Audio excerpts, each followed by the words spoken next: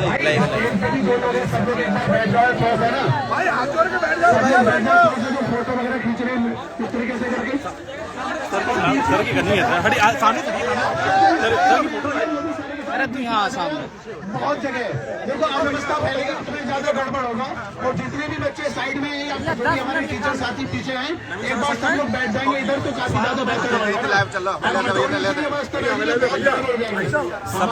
शांतिपूर्वक करना है सारी चीजें, इस तरीके से अव्यवस्था से बहुत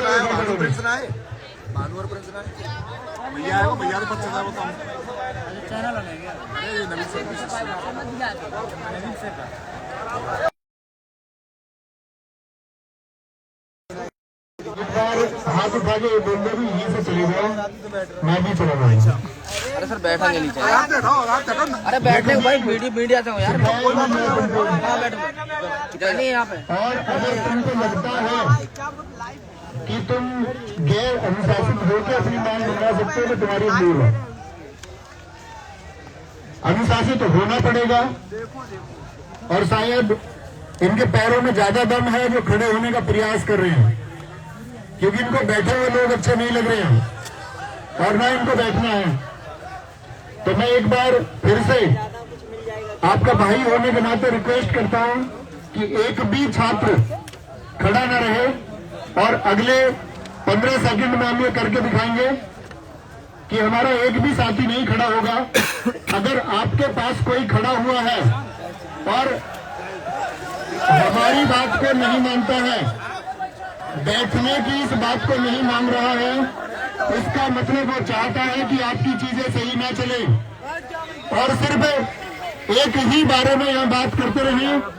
री एग्जाम की बात को छोड़ के यहाँ सिर्फ एक बात चलती रहे कि आप बैठ जाओ, आप बैठ जाओ, आप बैठ जाओ। इन लोगों को इस बात से कोई मतलब नहीं है। री एग्जाम की एक बात चलनी चाहिए और किसी भी गुरुजन को यह ना कहना पड़े कि बैठ जाइए। ये आपका मुद्दा भटकाने वाले लोग हो सकते हैं। ये बेवजह यहाँ पर इन लोगों को लगता होगा कोई तमाशा है। इन लोगों को लगता होगा कि ये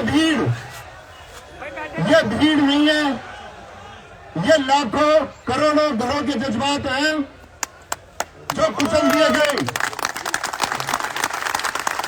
आपको इन बैठे साथियों के शायद दिल का दर्द यहाँ आंखों में ना दिखाई दे, क्योंकि ये आंखें रात को जाग के पढ़ के सूख चुकी हैं। ऐसा हो सकता है कि आपको लगे बहुत सारे लोग यहाँ आपको बहुत तरह की राय इंडिविजुअली एकल रूप से आपके कान में दे सकते हैं कि कुछ नहीं होगा। दोस्त, मैं हाथ उठाऊं तो आप सबके दोनों हाथ उठने चाहिए कि री एग्जाम।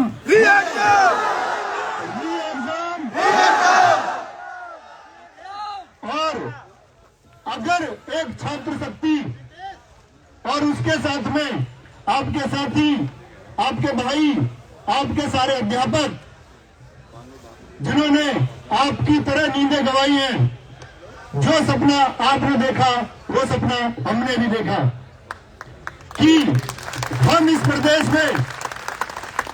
प्रदेश में मेरिट में बच्चों को पहुंचाएंगे जो अपने दम पे सिलेक्शन लेगा।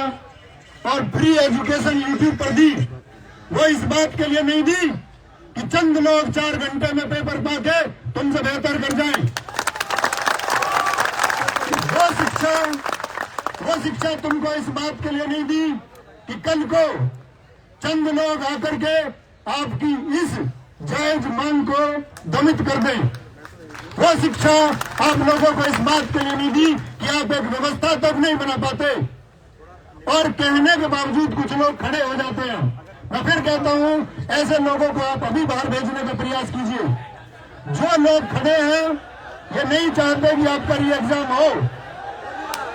मैं मंच पर अपने साथ खड़े अध्यापक साथियों से भी अनुरोध करूंगा कि वो अपना अपना स्थान ग्रहण करें।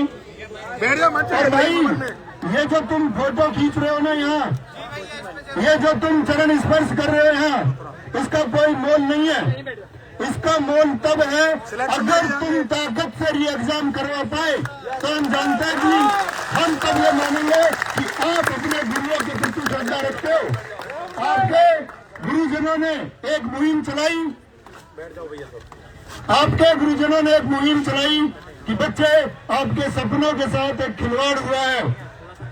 आपको सरेआम नकल माफियाओं के द्वारा लूटा गया है। और क्या आप इतने कमजोर हैं कि एक सरेआम लूट अपने साथ हो जाने दोगे? बिल्कुल नहीं। अगर तुम एक सरेआम लूट अपने साथ हो जाने दोगे तो इस प्रदेश की व्यवस्था के लायक भी पर्याप्त नहीं है। तो कहेंगे लूट नहीं होने देंगे, नहीं होने देंगे, अन्याय नहीं होने देंगे, नहीं होने देंगे।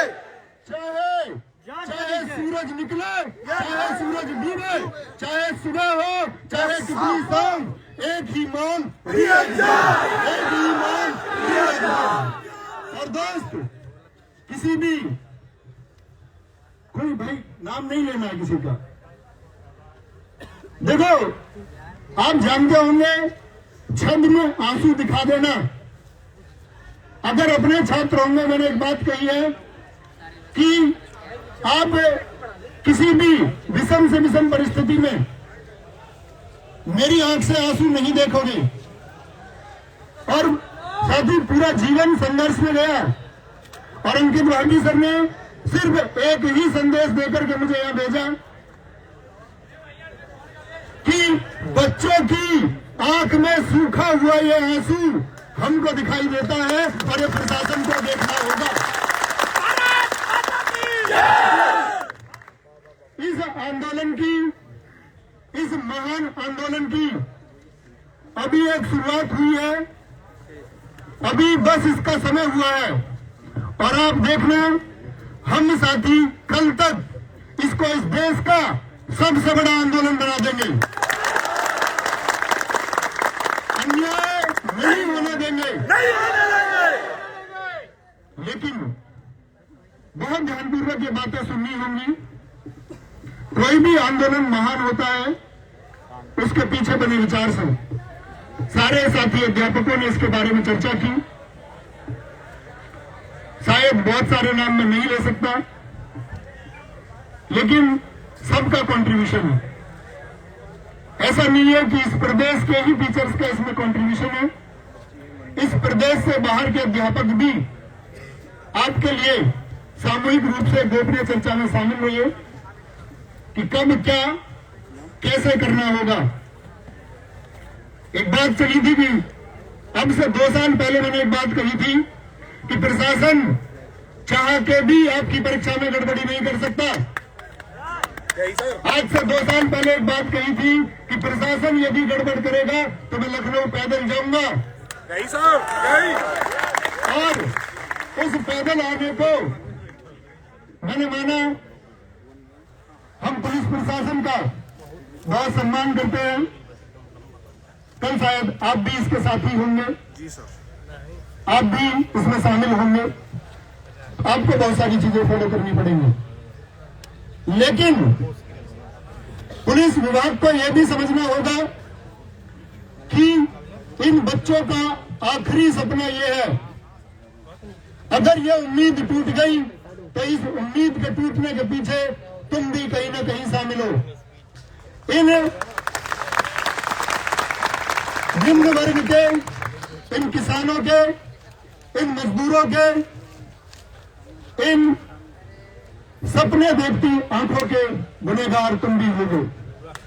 तो मैं पुलिस प्रशासन से भी उम्मीद करूंगा कि इन गरीब बच्चों के लिए आंतरिक संवेदनाएं रखी।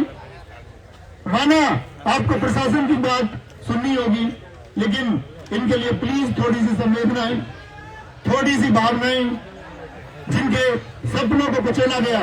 क्योंकि आप सोचिए, जिस समय इस देश के किसी भी व्यक्ति, इस राज्य की किसी भी पुलिस ने वर्दी धारण की होगी तो एक मेहनत से वर्दी धारण की होगी और उसके अंदर भावनाएं भी होंगी कि एक मेहनत का छात्र कितनी मेहनत करता है।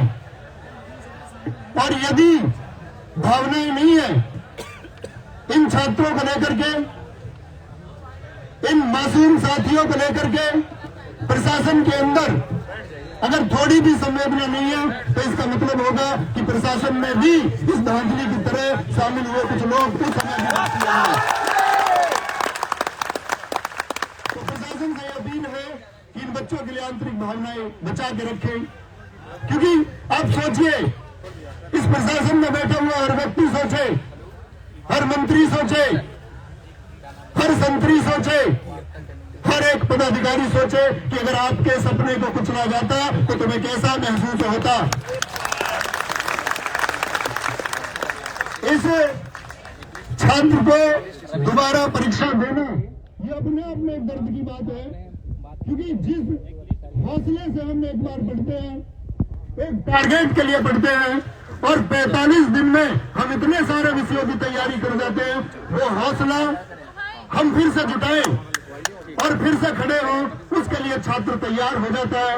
छात्र के लिए बहुत कठिन, और मैं कहूं एक हृदय विदारक बात है कि हमको इतनी मेहनत के साथ ये परीक्षा दोबारा देनी होगी, लेकिन हम देंगे। We want re exam. हमारी एक ही मांग तो साथी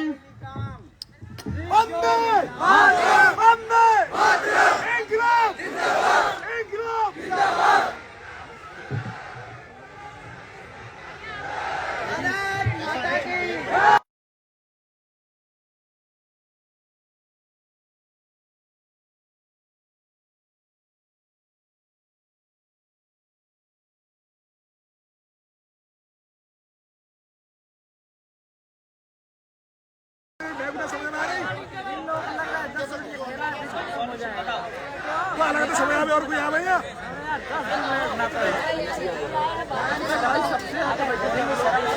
दोस्त याद रख लेना, एक वादा करना, अभी आपकी बात रखने के लिए हम में से कुछ लोगों को यहां से जाना होगा, बुलाया गया है। एक वादा तुमसे लेके जाना चाहूंगा, जो होगा, मैंने कहा अगर कोई जबरन स्टेटमेंट आए, वापस आके मैं ही बोलूं कि आपकी मांग मान ली गई है, तो तुम नहीं मानोगे, क्योंकि मैं कोई पदाधिकारी नहीं हूं, मैं इस प्रदेश को संचालन करने वाला व्यक्ति नहीं हूं। हम मानेंगे ऑफिशियल नोटिस, और ऑफिशियल नोटिस ही हमारी आखिरी उम्मीद है। उसके अलावा किसी भी व्यक्ति का मौखिक आश्वासन नहीं चलेगा, और ये इस छात्र, इस प्रदेश या अन्य प्रदेश के छात्रों के साथ ये पेपर लीक का भी जो अन्याय है, ये नहीं चलेगा।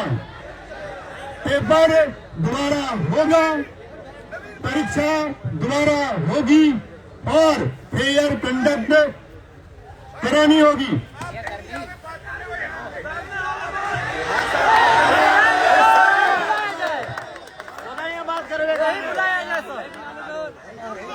नहीं, सुनिए, एक मिनट निवेदन सुनिए, हम बाहर कहीं नहीं जा रहे हैं। पीछे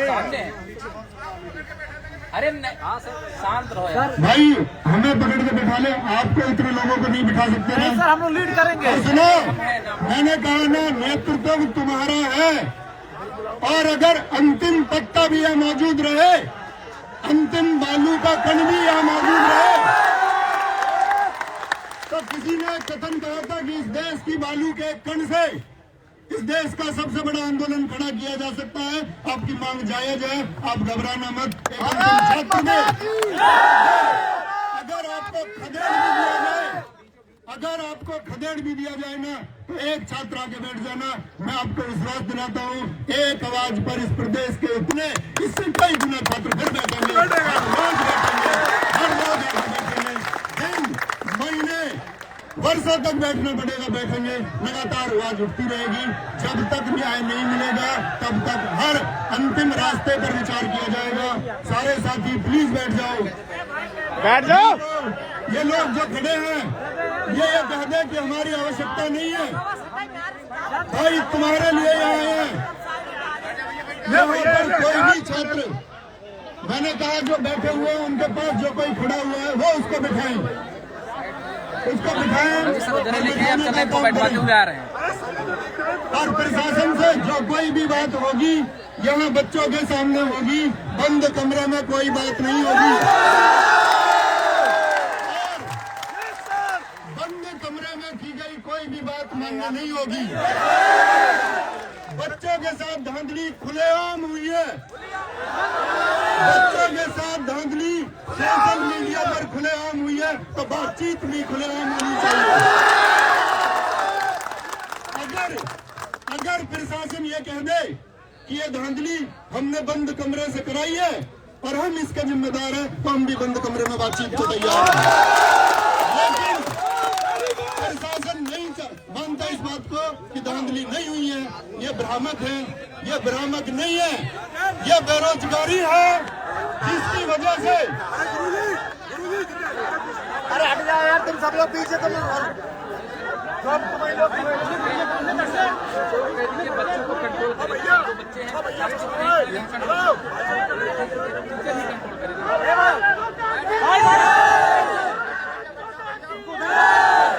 टीचरों से बताइए वहाँ जो है ये लोग जो यहाँ पे खड़े हैं ना, ये लोग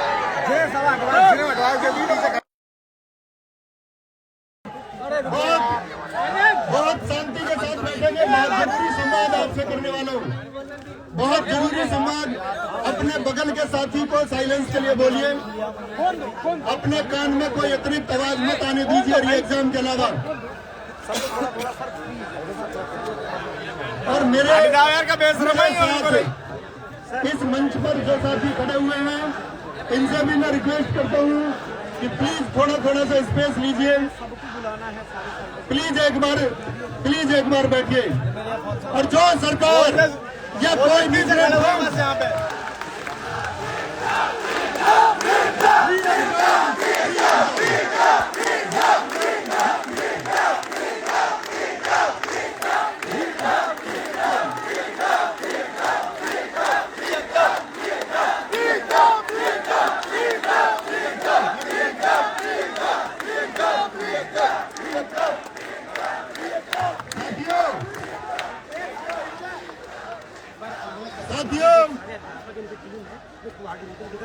किसी भी सोशल मीडिया के हैंडल पर, एक बार मेरी बात सुनिए, किसी भी सोशल मीडिया के हैंडल पर यह बताया जाता है कि परीक्षा लीक की जो खबर है ये भ्रामक है। क्या किसी खबर के बारे में हम ये नहीं जानते कि ये भ्रामक है या सत्यापित है? ये पढ़ा लिखा वर्ग है साहब, और ये बेरोजगार, इसमें से न जाने कितने छात्र पोस्ट ग्रेजुएट और ग्रेजुएट हैं जो इन अधिकारियों की तरह ये यूपीएससी और बीएससी की परीक्षा पास करने का माद्दा रखते हैं। लेकिन यदि ये सरकार या यह प्रशासन अगर आपको एक सिपाही बनने से रोकता है, तो हम कैसे एक अधिकारी वर्ग की कल्पना कर सकते हैं? तो साथी, हमारी लड़ाई किसी एक व्यक्ति के कहने से खत्म नहीं होगी, ये निरंतर चलती रहेगी। एक बार बोलेंगे, किसी के कहने मात्र से ये खत्म नहीं होगा। ये न्याय की आवाज है, ये झंडा बुलंद होगा। We want re exam, re exam के अलावा कोई बात नहीं होगी। कानून, न्यायालय, ये सब बाद के विकल्प हैं, बाद के विचार हैं। उन सब पहलुओं पर अध्यापक गणों की चर्चा हो चुकी है। आपके लिए हर अंतिम विकल्प पर विचार किया, अध्यापक लीड करेंगे। और मैं कहता हूँ, भविष्य में अगर कोई भी कानूनी कार्रवाई होती है या कोई भी कानूनी प्रक्रिया होती है, तो आपका भाई आपको ये वादा करता है, ये मेरे सामने है, कि किसी एक बच्चे का प्रशासन में एक पैसा खर्च नहीं होने देंगे। मैं वो खर्चा उठाऊंगा।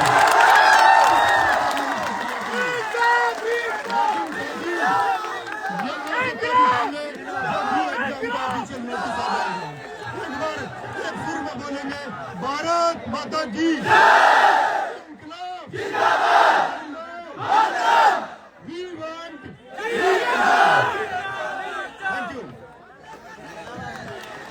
इससे पहले